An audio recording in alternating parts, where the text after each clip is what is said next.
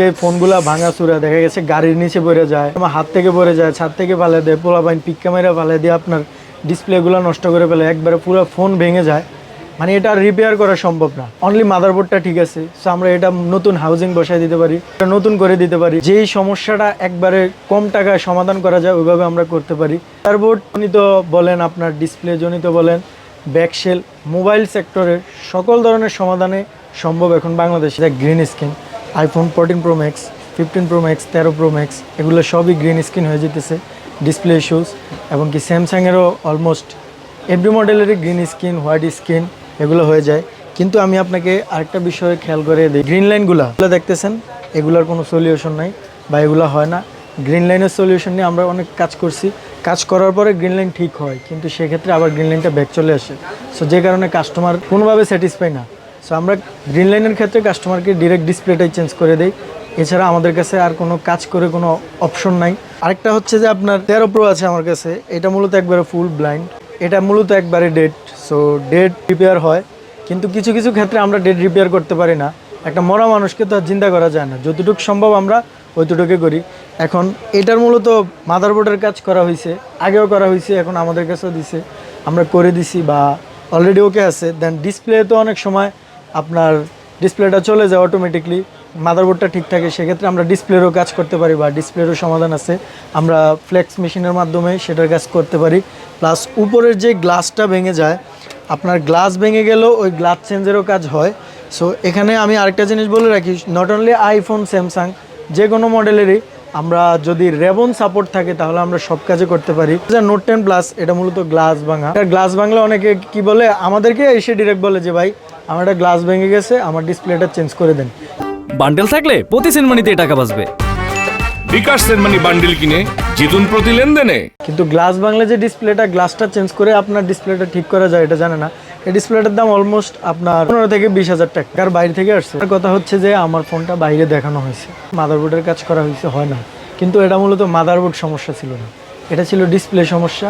So উনি ঢাকার বাইরে দেখাইছে, দেখানোর পরে ওইখানে মাদারবোর্ডের কাজ করে রাখছে। সো আমরা যখন ডিসপ্লেটা চেক দিই তখন দেখতেছি মাদারবোর্ড শর্ট, কিন্তু কাস্টমার খুবই আশাবাদী ছিল যে উনি এটা মাদারবোর্ড লাগিয়ে নিয়ে যাবে, কিন্তু ওনার মাদারবোর্ড রান আছে, ডিসপ্লেতে সমস্যা, ওটা ওনারা আইডেন্টিফাই করতে পারে না। মোবাইল সেক্টরের সব থেকে বড় সমাধান হচ্ছে যে সমস্যা না বের করতে পারা। সমস্যা বের করতে পারলে যে কেউ কাজ করতে পারে। এটা ছিল আপনার ডিসপ্লের কাজ, ওনারা মাদারবোর্ডের কাজ করছে। সো আমাদের কাছে আসার পরে আমরা মাদারবোর্ডের কাজটা করছি, প্লাস ডিসপ্লেটাওকে করছি। অ্যারাউন্ড আমার 13 প্রো ম্যাক্স ছিল, তো তখন অনেক দাম ছিল, প্রায় 1 লাখের উপরে দাম ছিল। তখন আমরা কাজটা করে দিছি একবারে অল্প টাকা, কাস্টমারও অনেক খুশি, প্লাস আমাদের উপর একটা আস্থা হয়ে গেছে। একটা ডিসপ্লের গ্লাস ভাঙা, ওটার কাজ করতে অ্যারাউন্ড আপনার 30 থেকে 40 মিনিট সময় লাগে, ডিসপ্লে চেঞ্জেরও এমন সময় লাগে। সো কিছু কিছু ক্ষেত্রে যদি আমাদের হাতে কাজ বেশি থাকে সেক্ষেত্রে হয়তো বা টাইম একটু বেশি লাগে। সো এটা আমরা কাস্টমারকে বলে নেই যে ভাই টাইমটা একটু বেশি লাগবে বা আপনি আমাদেরকে একটু সময় দেন। সো এটা বিষয় না, তবে একটা কাজ করতে আপনার আধা ঘন্টা থেকে 1 ঘন্টার ভিতরে। ব্যাকশেলের যে বিষয়টা, ব্যাকশেলের কাজও আমরা করি। আমাদের ব্যাকশেল করার ক্ষেত্রে এই মেশিনটা ইউজ করি, এটা একবারে লেটেস্ট মেশিন, যেটা ব্যাকশেল আপনার দিলে কম্পিউটারের মাধ্যমে আমরা মডেল ওয়াইজ কাজগুলো করতে পারি।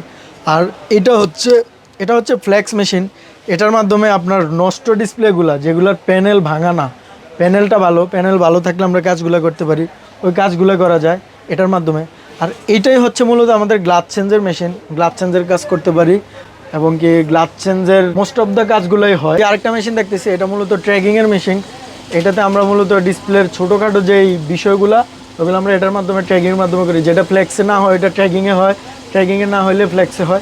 ডিসপ্লের কাজ করতে কিছুটা রিস্ক থাকে, আমরা রিস্ক যেটা থাকে ওটা আমরা বলে নেই, দেন আমাদের হাতে নষ্ট হয় না, তারপর আমরা বলে নিই, যেহেতু অনেক হাই ভোল্টেজ মেশিন আমরা বলে নেই। আমাদের কাছে কাস্টমারের একটা অবজেকশন থাকে সব সময় যে আমরা কাস্টমারকে কেন আপনার ওয়ারেন্টি গ্যারান্টি দিতে পারি না। ডিসপ্লেগুলো লাগিয়ে নেয়, 1 দিন পরে নষ্ট হয়ে যায় বা 2 দিন পরে নষ্ট হয়ে যায়।